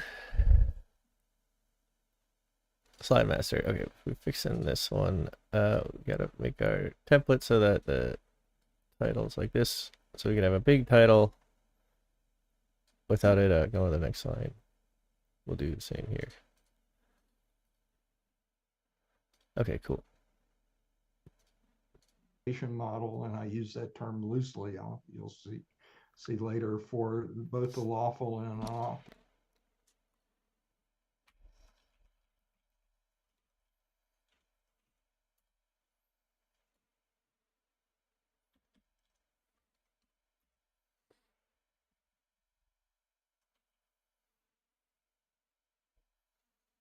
unauthorized. And then we finally make some adjustments, and that gives us a data set that we can use to tabulate for legal statuses. I'm going to We speed use this up. a probabilistic multiple imputation model, and I use that term loosely. You'll see later for both the lawful and unauthorized. And then we finally make some adjustments, and that gives us a data set that we can use to tabulate and answer questions about where do they live, where do they come from, what are their households like, how many are enrolled in school, how many children are there of these unauthorized immigrants, and a whole host of things which are in the articles we've published. The residual method is conceptually fairly simple. You take the total number of immigrants in the survey and subtract an estimate of the lawful immigrant population.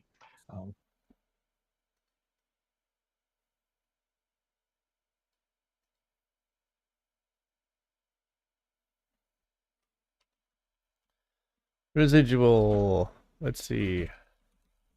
Unauthorized. Why does this look so bad? Oh, there we go. Unauthorized number equals total immigrants minus lawful immigrants estimate survey. Here we go.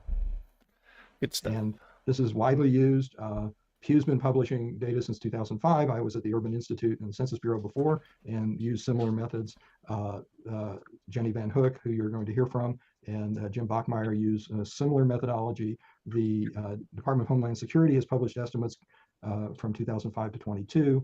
Bob Warren at the Center for Migration Studies has published estimates. All of the numbers are in a similar range. We're all using similar assumptions and similar data sets. They vary a little bit, but not widely. And again, it's a simple.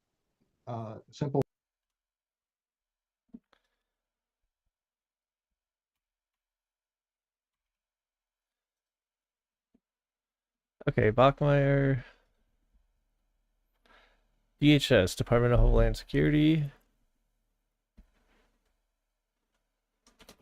Warren. 82 now.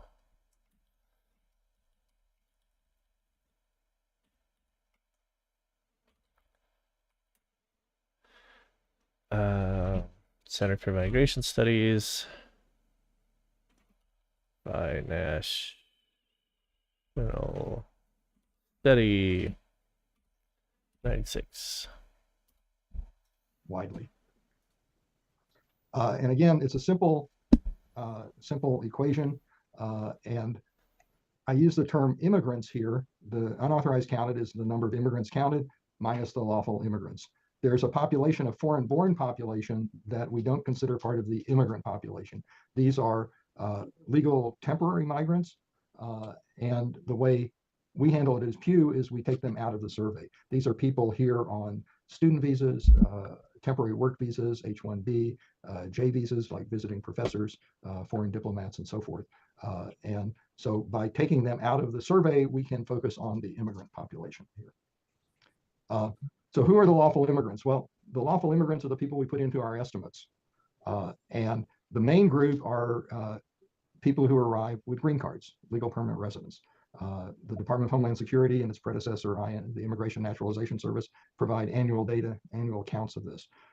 People who arrive as refugees are part of the legal population. They come from mainly at this point the State Department. DHS, INS, new arrival,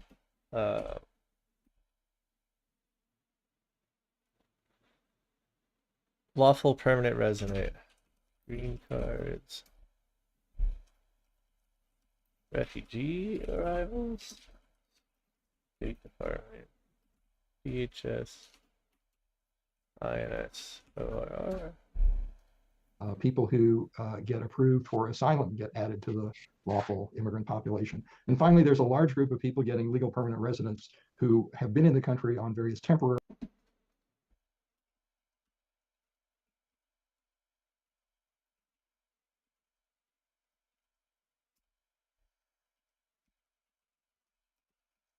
adjustments to LPR status, except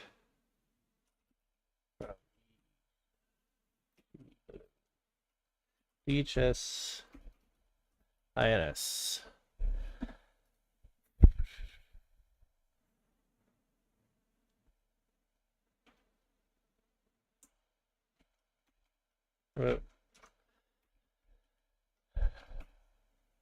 Who are lawful immigrants? Can we get this to scoot over a little bit to the left? Yeah. Visas, and they adjust their status. So we add them in at the point where they adjust, but they go into different years. There are a variety of smaller categories that we add when we get the data. And a big group, G here, are the people who were legalized under the Immigration Reform and Control Act around 1990. They had to be added to the population at that point. And finally, basically, we assume that anyone who came to the U.S. before 1982 or 1980 is legal because they could have legalized under the 1990 Act. So what we do is year by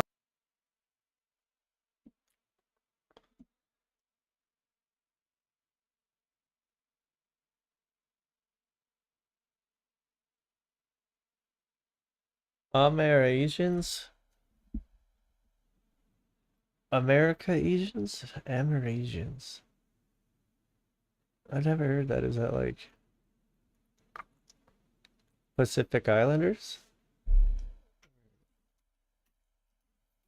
Amerasians. Mixed Asian and American. Children born in East or Southeast Asia to a U.S. military father and an Asian mother. During the Korean and Vietnam War, many U.S. military personnel held children with Asian women. The Amerasian Immigration Act of 1982 allowed certain Amerasians to immigrate to the U.S. I thought... Oh, well, no. So, if they're not born on U.S. soil, they're not automatically citizens, even if their father is.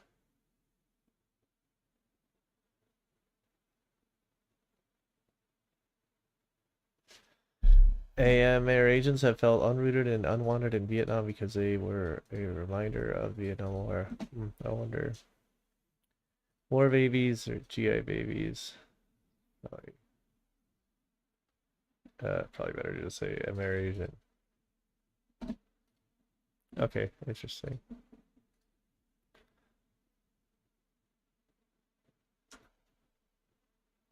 Let's number these. It's better, easier to memorize.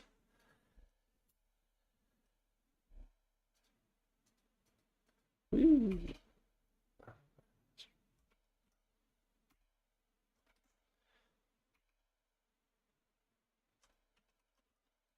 Cuban, Haitian entrance, Amerasians, some parolees, or by year, we add in the new parolees. See that? That's fast. Got a message.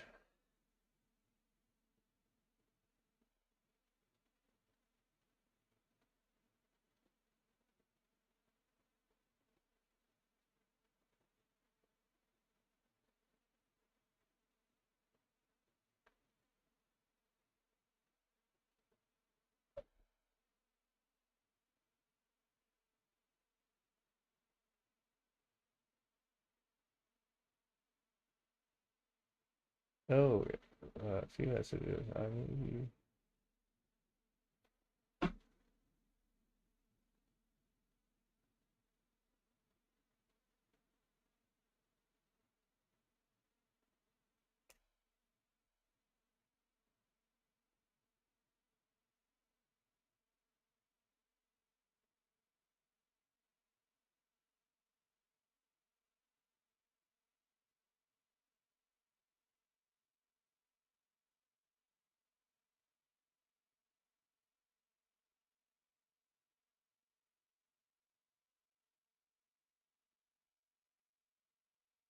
Okay, she texts my friend.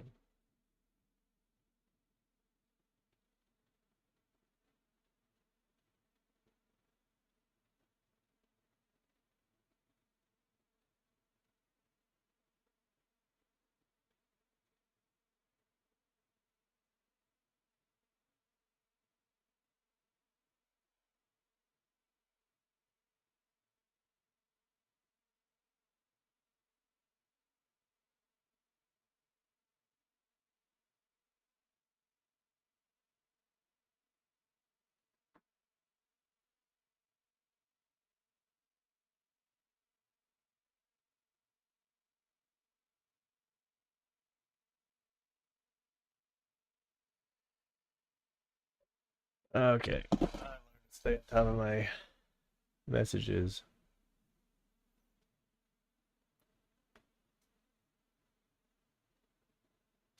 Oh, okay. Or our parolees, including those from Ukraine and Afghanistan, or our humanitarian parole by Department of Homeland Security, Afghan, Ukraine.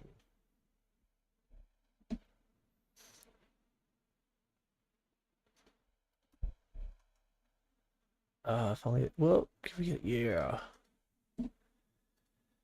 Everything fits on one line. Okay, other entrance, other parolees. Department of Homeland Security, INS. What's INS again?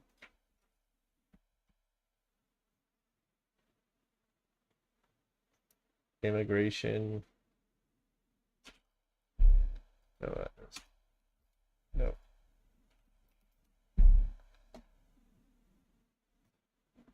Immigration Naturalization Service. Is this in our jargon yet? Jargon's down, up 116. INS. Immigration and Naturalization Service.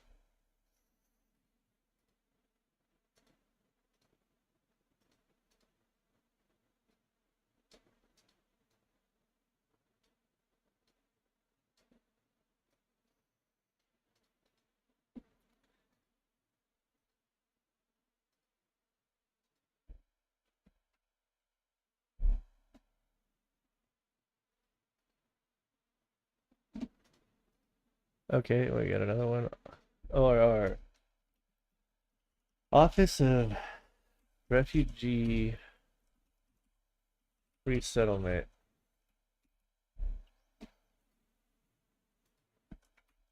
ORR Wiki.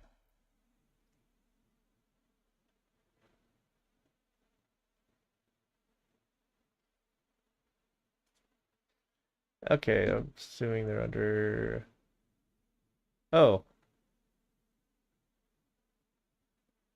they're under the HHS.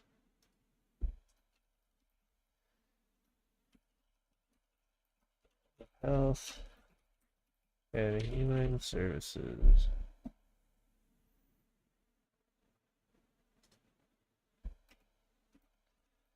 Trip hazard.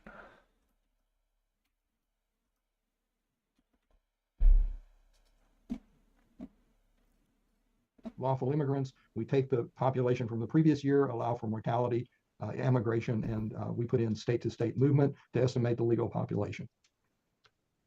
So we put in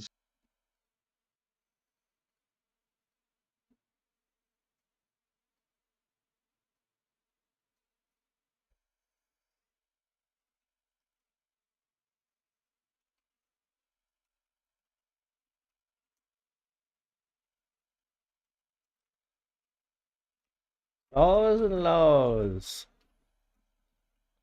Immigration, naturalization services. Pre-1980. Oh, those are like the Reagan citizens, what I've heard them called. My friend's parents are from Mexico and they're Reagan citizens because they were here pre-1980. state-to-state movement to estimate the legal population. So the unauthorized then are the people who aren't part of this population. They are not part of the lawful immigrant population. One of the policy concerns is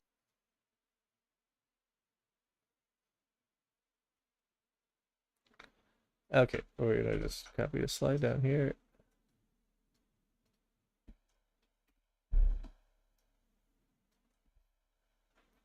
Who are the unauthorized? did people overstay visas or did they cross the border illegally? We can't really tell that from our data because it's not asked in the survey. We used to infer that people who came from nearby countries were probably clandestine entrants, and people who came from far away were probably visa overstayers. That's not as good an assumption these days when we look at the people apprehended at the southern border who are now coming from all over the world. Who came from far away were probably visa overstayers. That's not as good an assumption these days when we look at. Okay.